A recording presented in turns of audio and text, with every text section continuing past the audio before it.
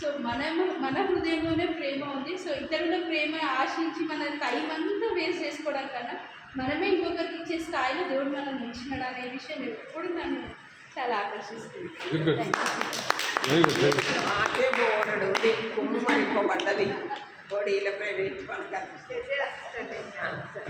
నా పేరు సోనియా, నేను కర్నూలు నుంచి వచ్చాను. మా ఆయన పేరు రాఘవేంద్రనాథ్. మేము హైందవ కుటుంబం నుంచే ఉన్నాం, కానీ మా నాన్న నమ్ముకోవడం వల్ల నేను పుట్టకుండా నమ్ముకున్నాడు, అందుకు నా పేరు కెజీ అని పెట్టారు. ఆ తర్వాత నుంచి ఇంకా దేవుల్లోనే ఉండేవాళ్ళం మేమంతా. ప్రేమ ఆంటీ ద్వారా నాకు ఆంటీ పరిచయం అయినాయి. ఆంటీ నాకు ఎంతో ఆదరణగా ఉండి నేను ఎంతో లోతులో పడిపోయింది. చెప్పాలంటే హిందువులుగా ఉండి, అంటే మ్యారేజ్ ఏమో హిందూ ఆయనకి ఇచ్చారు, మా మేనమామ అవుతారు.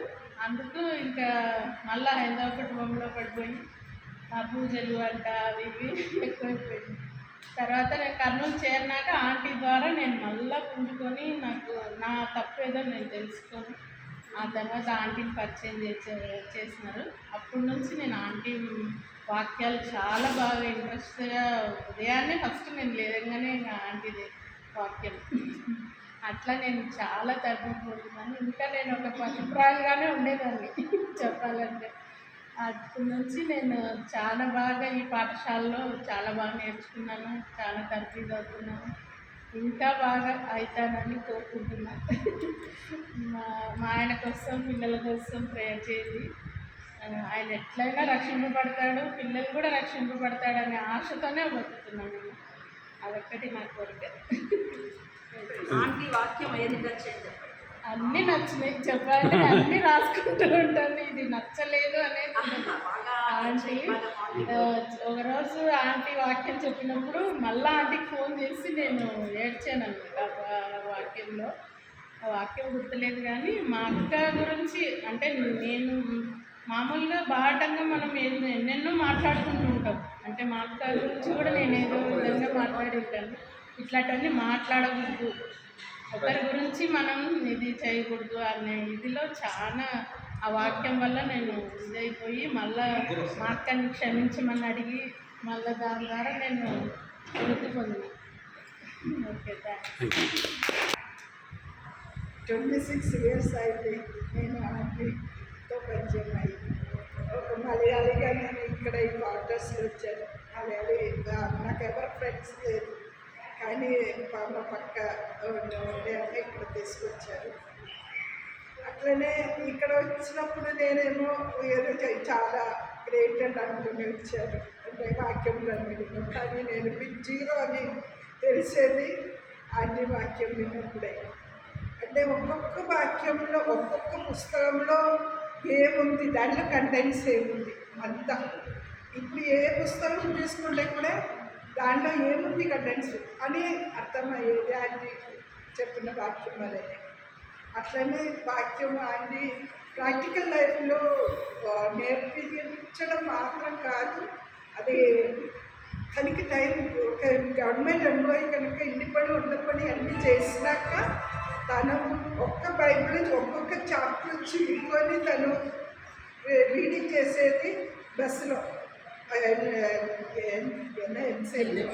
ఎన్ఎఫ్సి బస్సులో వెళ్ళినప్పుడు తను చదువుకుంటాను, వచ్చినప్పుడు చదువుకుంటాను. వచ్చినప్పుడు ఇక్కడ వచ్చినాక మాకు బైబిల్ స్టడీ నేర్పించారు. పొద్దున్న, మధ్యాహ్నం, సాయంత్రం 3 పూట మాకు కడుపు నిండా ఆహారం, ఆత్మీయ ఆహారం ఆగి పెట్టారు. దానివల్ల అది మాత్రం కాదు, బైబిల్ రీడింగ్లో ఎట్లా ఇంట్రెస్ట్ వచ్చిందంటే, ఒక లవరు అంటే తను తను వైఫ్ కాదు, ప్రేమించే ఆడపిల్లకి ఎట్లా లెటర్ కానీ ఏదో ఒకటి రాసిందండి అనుకో, ఏం చేస్తారు, ఇష్టంతో చదువుకుంటారు.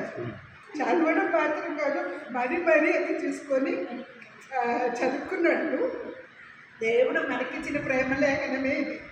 అప్పుడు 66 బుక్స్ మనకి అసలు దేవుడు మీకు రాసిన లవ్ లెటర్ కాబట్టి ఒక్కొక్క బుక్లో ఏముందో నాకేం రాశాను, నాకు ప్రియమే నాకేం రాశాను, అట్లా ఇంట్రెస్ట్తో చదవాలని ఆసక్తిగా ఒక్క బుక్లో ఏముందంటే తెలిసేది కాదు.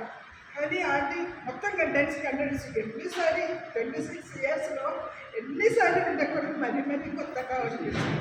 అట్లనే ఇద్దరికి చెప్పే విషయంలో కూడా ఆంటీ వాక్యం చెప్పినాక అది విని నేను మర్చిపోక ఒక్కొక్క ఇంటిలో వెళ్ళి ఆంటీ చెప్పే వాక్యం వాళ్ళకి చెప్పేది. నాకు భాష రాదు, నేను చెప్పినప్పుడు వాళ్ళు కూర్చొని నిద్రపోయేది, అయినప్పుడు కూడా నేను చెప్పేది భాష రాదు కానీ. అట్లా ఒక్కొక్క ఇంటిలో మొత్తాన్ని అందరూ డ్యూటీకి వెళ్తారు, ఆడలు ఉండే టైంలో నేను అట్లా వెళ్ళి ఒక్కొక్క ఇంటిలో కూర్చొని ఆంటీ ఈరోజు ఈ వాక్యం చెప్పిందని చెప్పి కాలనీలో ఇక్కడ 120 ఫ్యామిలీస్ ఏమోండి, ఇక్కడ 99 హౌస్లో నేను సిట్టింగ్ చేసేది. అట్లా ఆంటీ చెప్పే వాక్యం వాళ్ళకి చెప్పేది. ఆ రోజు సండే మాత్రం నేను మా చర్చికి వెళ్తాను, బాకీ అన్ని మీటింగ్ ఇక్కడనే అటెండ్ చేస్తాను. పొద్దున సాయంత్రం మధ్యాహ్నం 3 కూడా బాగా రిటైర్ అయినాక మధ్యాహ్నం కూడా మాకు పెట్టేది, మా ఇంటిలో పెట్టేది. ఒక్కొక్క ఇంటిలో మేము ఇక్కడ ఉండే ఆడలు వచ్చి ఆంటీ మాకు వాక్యం నేర్పించి ఆ వాక్యం మేము అట్లా ఈ ఫెలోషిప్ అట్లా కొనసాగేది. ఆ రోజంతా ఆంటీ ఒక్క మాట చెప్పేది, చాలామంది చనిపోయిందండి ఇక్కడ మా బైబిల్ స్టడీలో వచ్చేవారు. వాక్యంలో ఈరోజు ఆగని రోజు అంటే లాస్ట్ డే ఎవరితండి మనకి తెలియదు, రేపు మనకు ఉందా లేదా తెలియదు. కానీ ఇప్పుడు మనం వాక్యము వినే వాక్యం భద్రపరచాలి, అందరికీ చెప్పాలని అంతా ఎంకరేజ్ చేశారు. అట్లనే అనేకరికి కొంచెం చిన్నపిల్లలాగా కొంచెం చెప్పడానికి ఇప్పుడు కొంచెం దేవుడు కృప ఇచ్చారు, ప్రార్థన సహవాసం కూడా ఇచ్చారు. అట్లా ఆంటీ వాక్యం వల్ల చాలా ఆమె ప్రాక్టికల్ లైఫ్ కూడా అనేక కష్టపడుతూ దుఃఖంలో కన్నీరులో ఆమె ఉన్నప్పుడు కూడా వాక్యాన్ని విడిచిపెట్టలేదు. అది మాకు చాలా నచ్చింది. భయం కూడా కష్టం బాధ ఇబ్బంది వచ్చినప్పుడు ఏం చేస్తారు, ఎవరు మాకు తోడు లేనప్పుడు మనకి దేవుడు ఉన్నారు. బస్సులు వచ్చినప్పుడు ఆంటీ ఒకే వచ్చిన వాక్యము ఒక్కొక్కరు నేర్చుకొని ఇప్పుడు మా వాళ్ళందరూ ఒక్కొక్కరు నిద్రించారు చాలామంది. అట్లా ఉండేవారు అందరూ ఆంటీ దగ్గర వచ్చి వాక్యం విని ఆశీర్వాదపడే బిడ్డలుగా ఉన్నారు. పుష్పశ్రీ నేను ప్రేమంలో పడిందని చెప్తున్నాను.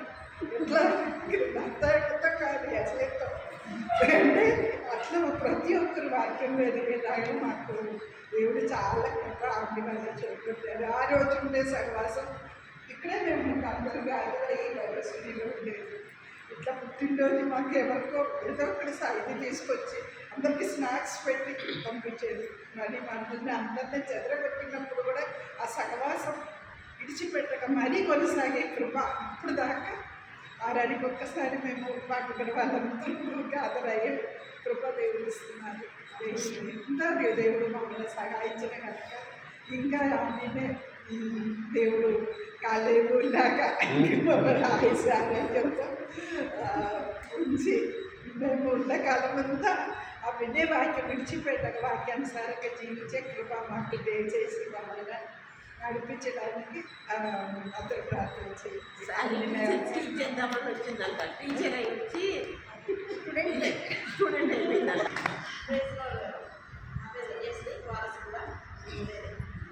ఆంటీ చెప్పిన వాక్యంలో నాకు బాగా నచ్చిన హృదయానికి హత్తుకున్న వాక్యం ఏంటంటే అన్ని పత్రికలలో నాకు యోహాను పత్రిక అంటే నాకు చాలా ఇష్టం. ఎందుకంటే దేవుడు చాలా సన్నిహితంగా దగ్గరగా హత్తుకునేలాగా వాక్యం మాటలు ఉంటాయి కాబట్టి యోహాను సువార్త అంటే ఎక్కువ ఇష్టం. ఇంకా రోమ పత్రిక చెప్పినప్పుడు నేను మా హస్బెండ్ ద్వారా నాకు ఇక్కడ పరిచయం మా ఆటలో వీడియో కాల్లో అట్లా చూసి పరిచయం కూడా కలవలేదు. రోమ పత్రిక చాలా బాగా చెప్పారు. అప్పుడే నేను దేవుడు ఇంకెక్కువగా తెలుసుకోవడం జరిగింది. ఈ యోహాను సువార్తలో 14వ అధ్యాయం 23వ వచనం అయితే సొంత చదవచ్చున్నారు. 23వ వచనం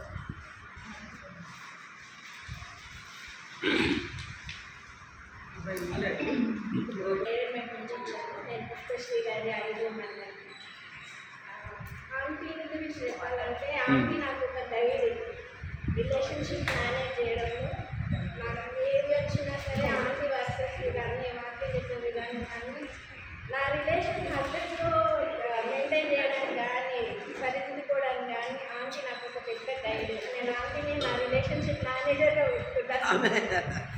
ఏదైనా ఇప్పుడు నేను వచ్చినప్పుడు కూడా మా అక్కతో షేర్ చేసుకుంటూ వస్తున్నాను. అక్క నన్ను నేను అంటే కొంచెం ఏదైనా చెప్పాడు అనుకోండి బాగా ఇమీడియట్గా రియాక్ట్ అవ్వకపోతే షార్ట్ చేసుకుంటాను. అక్క నన్ను ఇట్లా అన్నాడు నాకు బాగా అనిపించింది. నేను మొన్న ఆంటీ వాక్యం ఉంటుంటే ఆంటీ మచ్చలు పడలేదు పరిగెట్టి అని అన్నాను. నాకు దేవుడు ఆంటీ ద్వారా మాట్లాడింది అని నేను షేర్ చేసుకుంటానే వస్తున్నాను. నా సాక్ష్యం మీరు నాకు ఒక గైడ్.